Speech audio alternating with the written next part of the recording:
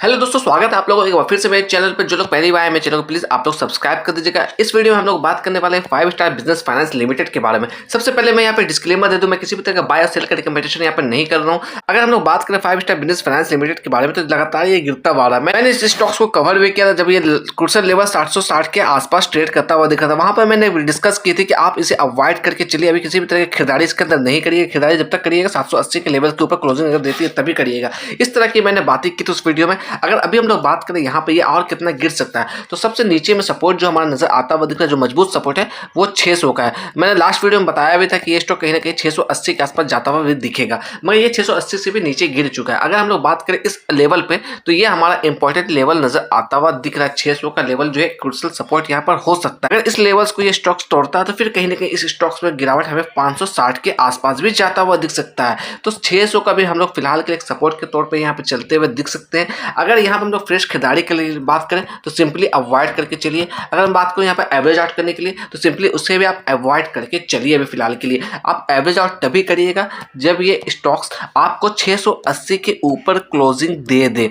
ये जो आप लेवल्स देख रहे हैं जहां से बार बार इसने सपोर्ट बनाया था, जो पहले हमारा सपोर्ट था, अब ये कहीं ना कहीं रेजिस्टेंस के तौर पे काम करेगा। तो इसके ऊपर अगर क्लोजिंग देती है, ग्रीन कैंडल बनती है, तभी आप एक्यूमुलेट करने की कोशिश करिएगा। अदरवाइज आप इसे अवॉइड करके या इग्नोर करके चल सकते हैं। इसके पहले आपको जल्दबाजी में खरीदारी नहीं करना है। आपको हल्के फुल्की इसके अंदर तेजी भी देखने को मिलेगी। इसका मतलब ये नहीं कि इसके अंदर वापस से मोमेंटम बन गया। अगर आज के दिन हम लोग बात करें तो लगभग 1.5% की गिरावट इसमें आज के दिन भी देखने को मिली है।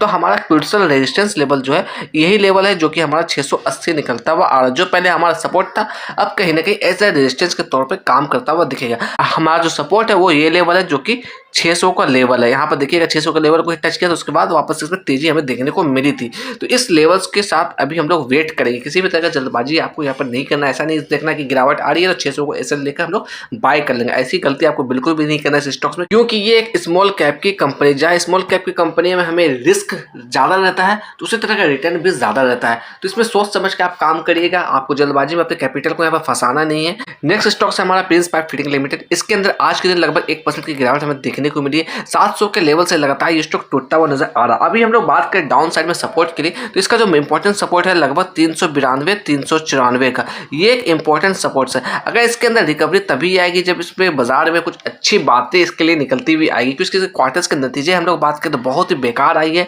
अगर हम लोग यहाँ पर मैनेजमेंट की बात करें तो मैनेजमेंट की तरफ से भी किसी भी तरह का पॉजिटिव बात यहाँ पर निकलती हुई अभी तक फिलहाल नहीं आती हुई दिख रही है प्रिंस पाइप को लेकर। तो इसके अंदर सपोर्ट्स की हम लोग बात करें 392 394 का एक अच्छा लेवल यहाँ पे हो सकता है सपोर्ट के लिए। अगर बाजार में इसी तरह की गिरावट हमें देखने को मिली तो आपको इसमें हैरान नहीं होना है। ये स्टॉक्स आपको इस लेवल तक जाता हुआ डेफिनेटली दिख सकता है। जिस तरह की गिरावट हमें मोमेंटम बनी हुई है बाजार के अंदर, उस तरह की गिरावट हमें बाजार में मिलती है तो ये स्टॉक्स इस लेवल तक भी जाता हुआ दिख सकता है। अगर हम लोग बात करें ये लेवल हमारा इंपॉर्टेंट लेवल क्यों है, तो ठीक यहाँ से देखिएगा 2021 में इसने यहाँ पे एक सपोर्ट के तौर पे काम किया था। उसके बाद ही इसके अंदर मोमेंटम हमें देखने को मिली थी। तो इसी वजह से हम लोग इस लेवल्स को एज ए सपोर्ट के तौर पे लेते हुए चल रहे हैं। अगर हम लोग बात करें इसके अंदर खरीदारी के लिए, तो सिंपली आप इसे इग्नोर करके चलिए। अगर आपको लॉस हो रहा है तो थोड़ा सा वेट कर लीजिए। आपको और कैपिटल इसमें इन्वेस्ट नहीं करना, आपको कैपिटल फंसाना नहीं है, क्योंकि ये एक स्मॉल कैप की कंपनी है। आपको ये मालूम होना चाहिए स्मॉल कैप में जिस तरह की रिस्क होती है उसी तरह का रिटर्न भी हमें मिलता है। तो ये थोड़ा रिस्की कंपनियां होती है स्मॉल कैप की, तो इसमें गिरावट हमें लगातार देखने को मिली है।